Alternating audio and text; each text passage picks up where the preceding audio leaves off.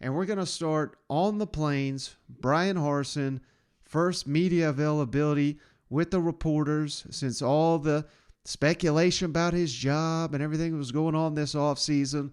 And we all know what a nightmare that was for Coach Harsin and his family. So, he seemed very grateful to be back here on the Plains and leading the program for a second year. And, we saw a little bit of a different side here from Coach Harsin.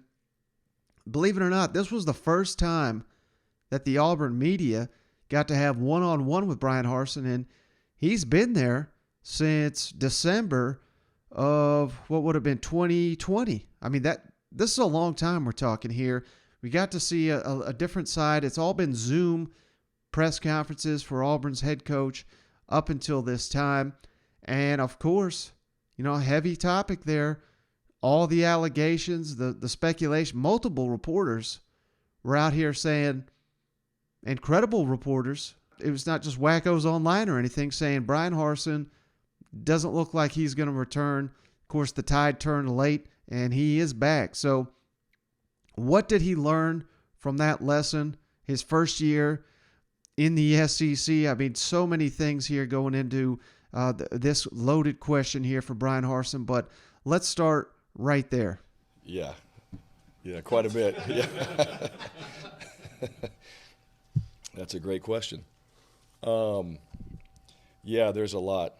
And we actually talk about this in staff meetings all the time. And it's not about me, but just about things that we learn. I think that's the greatest exercise you can have when you have a group of people working together is, you go do something significant, like let's say you have a football season, for example. All right, so you have this season of 13, 14, 15 games, whatever you're playing, and then you get to go back and talk about what you learned from it, from every single guy, and you get a whole different perspective. You all went through the same thing, but everybody saw it differently. All right, and I take that information, and I always have it. I always got it on my desk. I always go back to it and look at some of the stuff that we said so we don't forget it. And a lot of those things for me as we go through it, I put my thoughts when someone else is talking in there, and it's kind of like written in there, where my thoughts come in because someone's taking the notes on it. And I try to sit there and see, all right, where was I at that point? What was I thinking? And then where am I at now? And the one thing I've learned over time is just to simplify things. And there's always a lot to do. There's always a lot of things happening. There's always a lot of directions that you can get pulled and all that. And much like I tell our players, all right, try to practice what you preach a little bit, but just simplifying your life and just honing in on the things that matter, and then trying to be really good at those and handling the other things that you need to. And so there's a lot. There's a lot coming here that I've learned in a year of being in a new place, and not just from the environment that we play in and the atmosphere and all those things like that, but just where we are, who we're with, the people that we're surrounding ourselves with, how we get those people here. There's a lot. Now, I really thought the highlight of this press conference, now one thing I don't think is taken into consideration as much as it should be, it's all about wins and losses on the field. That's how these guys get judged by 99% of the people. And I understand it's it's what have you done for me lately business, and it's cut and dry. You either suck or you're the greatest coach or you're terrible. I mean, and these fans will turn on you in a heartbeat, but there's so much that goes on behind the scenes. And I just thought this was a really, really interesting, introspective look here at the Auburn program. Year one with still the COVID restrictions, and you got to remember that Bryan Harsin himself got COVID during, I believe it was fall camp. Derek Mason got it a couple of times. So, I cannot imagine the wrenches that were thrown into just the first year at being at Auburn. And that's not to say that necessarily he's just making excuses, because you could look at South Carolina under Shane Beamer, Tennessee under Josh Heupel, and at the same time, Sam Pittman. I mean, he's been dealing with this same kind of deal at Arkansas. But, I think not every situation is the same. And clearly, Bryan Harsin, there was a disconnect with some of his players, when it was out there that he might get fired, it was about a 50-50 split. Half these players saying they didn't care for him, didn't care for his style. The other half, they were loving him. So, he's got to get the full buy-in, and you hope as an Auburn fan that's what you got. But I just thought this was some really, really interesting comments here from Bryan Harsin, noting how just what a mess last year was, and how, now that they can have these outings together, they can build that chemistry, and that's what they've been trying in an ideal world, how it would have been last year. And maybe things will be a little bit different here. And certainly you got to think Bryan Harsin's gotten a little bit of a wake-up call, given that his job was even in question after, I understand it was a disappointing season, but by no metric could you look at what they did last year and say, well, this guy should be fired for going 6-7 when, they were a couple fourth quarter collapses away from winning the SEC West potentially. So let's kick it over to Coach Harsin once again. Well, it's always been important. I would say this. Finally, it feels like we went and did paintballing, for example, right? We got a chance to go do that. Normally, that would be something that we would do when we got here. And I'll just go back. I mean, flat out, COVID was hard. It was hard to do all the things that you normally want to do. I mean, have people over to your house. Can't do that because there might be somebody that gets COVID. There might be a breakout, right? Can't go on a staff retreat. Can't go do this. Can't have people here. Can't go do an event there. It's too many people. You guys we all went through it. So when you're trying to build chemistry on a team and you got 120 guys, you got 100 or almost 215, 230 people in this building, and you're not able to go do those things, it makes it difficult. So you had to find ways to be creative in building that chemistry, but it's not the same. Just like we're sitting here face to face, it's completely different. I'm talking to families through Zoom. We're talking to players through Zoom. We got new players that signed that we don't even know. We're Zooming with them. We can't go see them. So we went and we did paintballing. All right, and that was a really, really good idea until the last game when the whole team decided that the coaching staff were the enemies. All right, so we retreated. I'll just say that.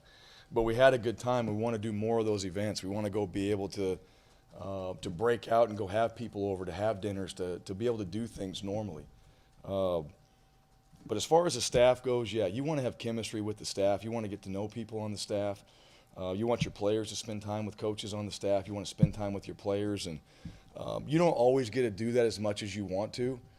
And so as we sit in here in meetings and we spend time together as a team, that's part of that relationship. That's part of what I think everybody has to value is that time. But, we're able to do more of that. So that's a premium, just on building the chemistry of the team, because when it comes down to it, that's what's going to separate a lot of teams is just how they feel about each other. Do they trust each other? Where they're in the locker room, are they talking positively? Are they going to, as they're getting ready for the game, are they going to be thinking in their minds, we're going to go out there and get after these guys? Or is it negative? And we've had a little bit of both. So as we move forward now, all right, that's the past. If we move forward now, all right, we want to have that type of locker room and chemistry on this team that we can go out there for 4 quarters and we can play hard and we can trust the guy to our left and right. We can enjoy what we're doing because of who we're with, and then we'll see what the results are at the end of the day. And then last thing here is important to put all that behind him, because if any of that lingers this offseason, he's a dead man walking already. And hell, we've already had guests on the show that basically speculated that is what's going on. Auburn's just buying their time, waiting for this guy to fall flat on his face, and then they'll go into the next coaching cycle and replace him. And maybe that will happen. And I certainly think it is more likely to happen than not if he's bitter about everything and he holds grudges and he doesn't change his ways when it comes to dealing with people. Because I have heard with people behind the scenes, clearly some issues there that Bryan Harsin needs to work on when it comes to his communication and people skills. And maybe this will be the wake-up call. And, based on what Coach Harsin had to say here at the tail end of his press conference, he is putting that behind him. And if I'm an Auburn fan, that's what I got to hope for here. Are you bitter about some of the stuff that went down there? No, There's a lot of things that happen. I mean, I don't really see the value at this point of like looking back and in the rearview mirror. I mean, I'm a guy that wants to move forward, that wants to get better, that wants to keep improving. I mean, that's just how I operate. Now, there's other people involved. My family's involved. There's other people involved. There's other families involved and all that. I'm not saying they have to operate like I do, right? But, at the end of the day, I mean, there's something about believing in the things that you do, and knowing that, hey, this is going to help us. This is going to get us better, and being around other people that also feel that way too. The one thing to me, I guess, for me is if you want to go back and look back on some of the things that happened, I also took a ton of positive out of it as well. All right, as much as there were some negative things, there was more positive. I saw players on our team step up and lead. Talk about player driven. Like, you can talk about it all day, and until you're thrown into that situation, until you have to come out and actually stand on your 2 feet and say something, you never know. And I saw players do that. I saw players set up meetings to go meet with people, to have conversations about, all right, our program. And I saw guys that decided to come back here for that reason, to be in that position. I saw coaches do the same thing. Felt that, got a lot of emails and mail and support, and saw that from, a lot of people that support Auburn. So I guess, there's some things that, what happened. I wouldn't say that anybody really wants to go through that, but at the same time, I also saw some things that were really, really positive, and saw support, and saw people come out and just stand up and talk about Auburn, talk about this program, talk about the things that we're doing, and know that we're moving in the right direction. Do you feel like that treachery is still out there? I'm not looking for it. Well, Yeah, I guess not necessarily that. Let me just say this. I mean, people in our world of recruiting and all that, and perception, all those things like that, I mean, just pick something of the day, right? That's really what it comes down to. Pick something of the day, and that's what somebody's going to use. And there's a lot of programs and people out there that have no problem doing that.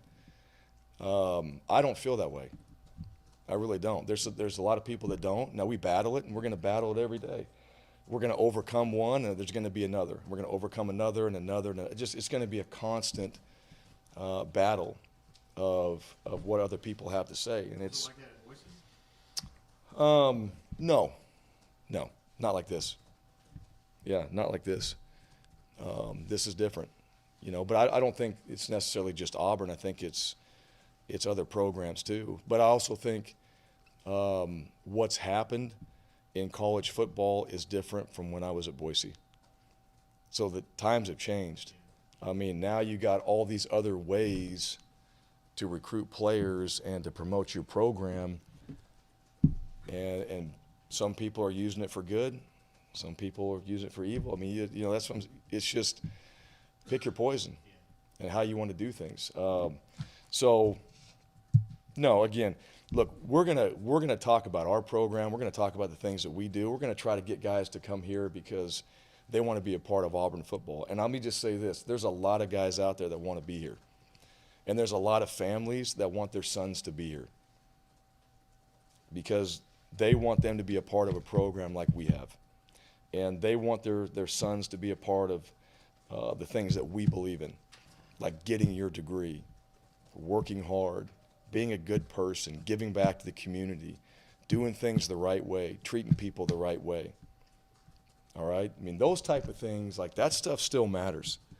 And, I think some people, they take it too far. They take it too far, and you know what the problem is? They got no problem with that. That's the problem. Now, considering all that he's been through, I'm rooting for this guy. And we've seen it before. I mean, they've tried to oust Tommy Tuberville once before, and it blew up in their face and it galvanized the team. And I certainly think there's an outstanding chance that's what's going to happen this year on the Plains. Everybody's going to be picking against Auburn, probably us included, but this is what Auburn does. When you have low expectations, they exceed them. When they're picked in the top 10, they barely make a bowl. You know what I mean? Like, that's just the way it goes on the Plains. So that's just the way it seems to go there on the Plains. And as we've been discussing in recent weeks, I mean, the schedule sets up beautifully for the Auburn Tigers. So, let's not bury this guy just yet. They come out red hot. They're going to build confidence heading into the season. This could be a very, very dangerous team to emerge out of the SEC West.